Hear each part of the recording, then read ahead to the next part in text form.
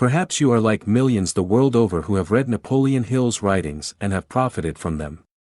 Whether you are a follower of Hill's teaching or this is your first encounter with his writing, you will benefit from these lessons on human potential. The sources of the book you have in your hands are magazines Hill published over 80 years ago.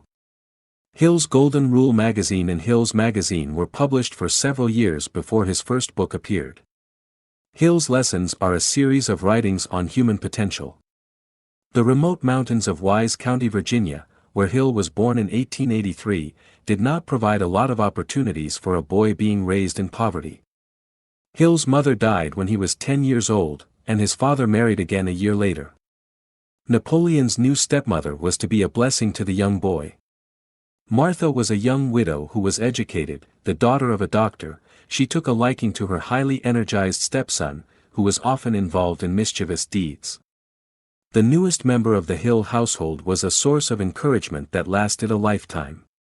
Later in life, Hill credited his stepmother in a manner similar to the way Abraham Lincoln, the 16th President of the United States, credited his, when he once remarked that, "Whatever I am or ever aspire to be I owe to that dear woman." By the age of 13, with the help of his stepmother, he had traded a pistol for a typewriter.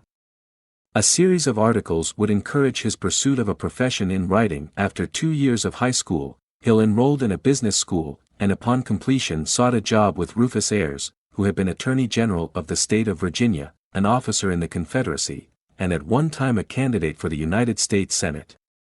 General Ayres was into banking, lumber, and coal mining, and Hill thought of him as the richest man in the mountains. Suddenly attracted to the law profession, however, Hill convinced his brother Vivian to apply with him to Georgetown Law School. Napoleon would work as a writer and pay both of their ways. Both enrolled at Georgetown Law School, and Vivian graduated, but Napoleon was detoured, obtaining a job with Bob Taylor's magazine, which was owned by Robert Taylor, a United States Senator from Tennessee. Hill's assignments were success stories, including a story on the growth of Mobile, Alabama, as a seaport. When he was sent to interview Andrew Carnegie at his 45-room mansion, what was scheduled to be a short interview lasted 3 days. Carnegie challenged him to interview the successful and develop a philosophy of success, which Hill would then teach to others. Hill's life was changed drastically, and his lifelong adventure was to interview successful people in his study of why some were successful and so many others were not. Carnegie's introduction put the young Hill in contact with Henry Ford, Thomas Edison, George Eastman, John D. Rockefeller, and other noted people of the time. Hill's study of the success principles took 20 years with over 500 interviews before he wrote his first book. Hill lived to be 87 years old and during his lifetime developed the philosophy of success principles that are as relevant today as when he studied and recorded his findings in his books. Hill's first title was actually an 8-volume set called The Law of Success, published in 1928. He began to receive royalties of $2,000 to $3,000 per month, such a huge sum that he purchased a Rolls-Royce for a visit up Guest River in the mountains of Wise County, Virginia, where he had spent his childhood. Hill wrote a small book called The Magic Ladder to Success, and while it appeared to be a condensed version of The Law of Success, it added a section called 40 Unique Ideas for Making Money. Among Hill's ideas were automatic gas filling stations at which motorists could serve themselves either day or night, keyless locks to prevent theft, and fountain drinks made of vegetables served fresh without preservatives.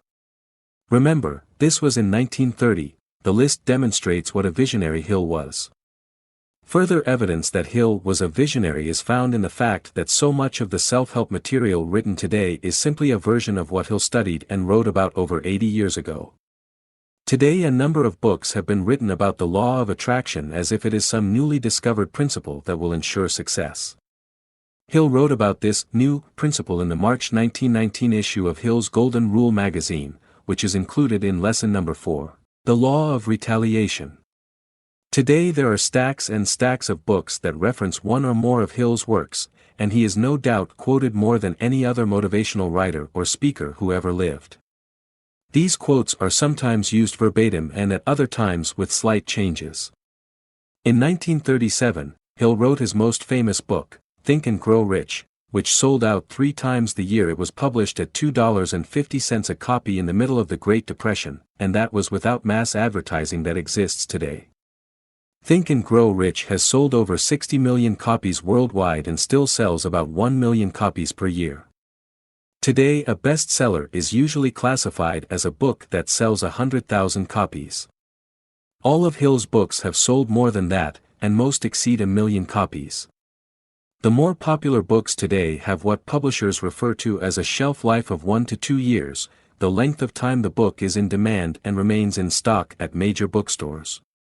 Hill's The Law of Success has been in continuous publication since 1928, Think and Grow Rich since 1937, Master Key to Riches since 1945, Success Through a Positive Mental Attitude since 1960, Grow Rich with Peace of Mind since 1967, and You Can Work Your Own Miracles since 1971. In other words, Hill's books sell better today than when he first wrote them.